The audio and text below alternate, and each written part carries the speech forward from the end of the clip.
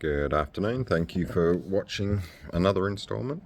So I'll go on from where I think I was up to last time.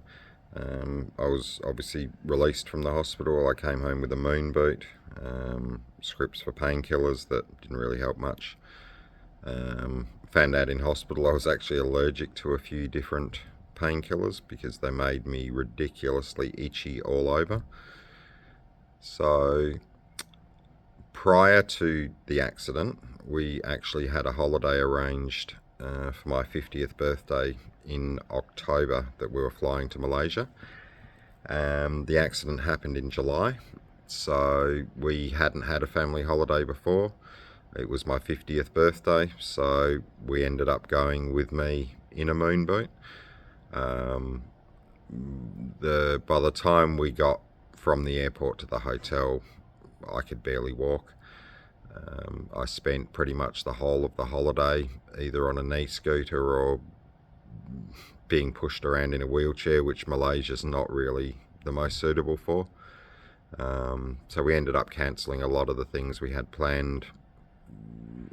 If we could have, we would have delayed the holiday, but that wasn't an option. So it basically ruined the whole holiday, ruined my 50th, ruined our first family trip together. We got back, obviously a few more months of recovery and learning to walk again.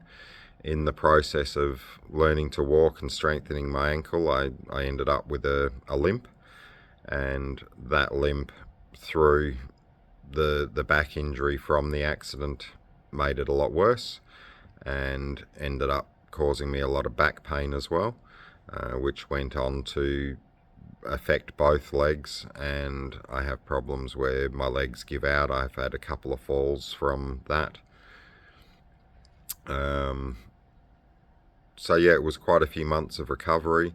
With work, I couldn't drive for about 3 months, and obviously I couldn't be off work for that length of time, so it ended up that my mother-in-law pretty much drove me to work every morning for 3 months, and my wife picked me up from work every day for 3 months, which was about an hour and a half round trip each time for them, twice a day.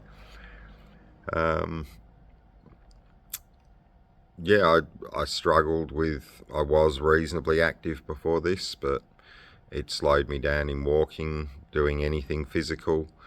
I haven't been able to really ride a bike since or do much. I don't trust my ankle. The strength is apparently back there and it should be able to handle most things, but in the back of my mind I don't trust jumping down off anything, stepping down too far off anything.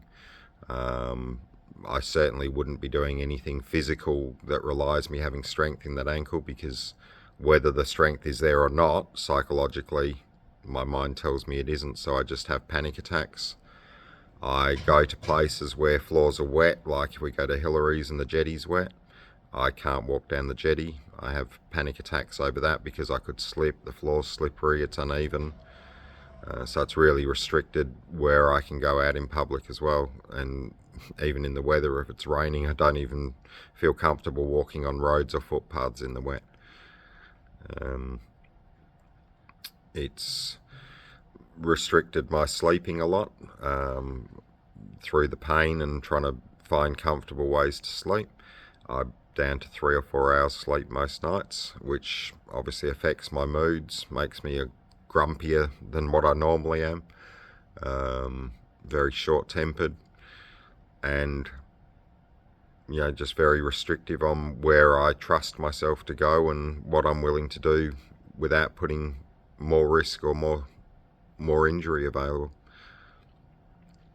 So I'm now about 18 months past the initial injury. I still have restrictions walking, in particular down steps. The ankle doesn't bend in the right direction, so I have to walk down sideways step by step. I get a lot of pain if I walk up an incline.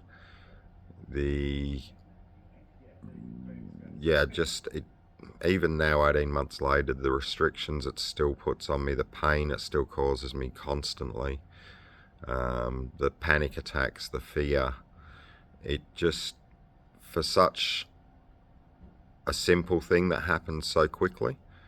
I would never have thought that it could have such an impact on my life the way it has.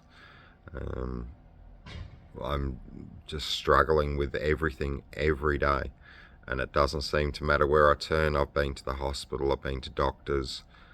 They just palm you off with more painkillers. Take these until the pain stops. It never stops. You go back, they just give you more painkillers. No one's really interested in finding a solution. They just want to fob you off, get you out the door, and wait for the next customer that pays another bill for them. So I don't know moving forward.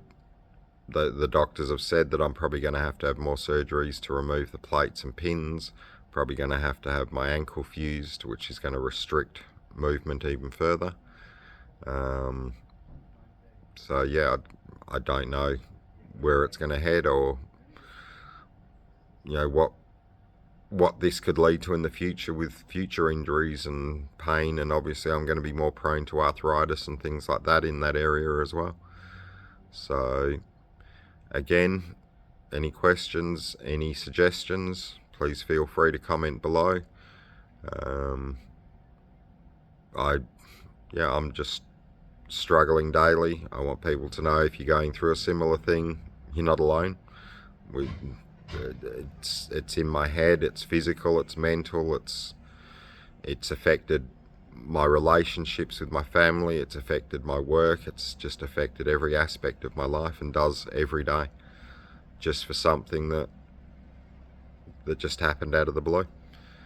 So yeah, feel free to message, feel free to comment, let me know any ideas, let me know if you've been through or going through a similar situation.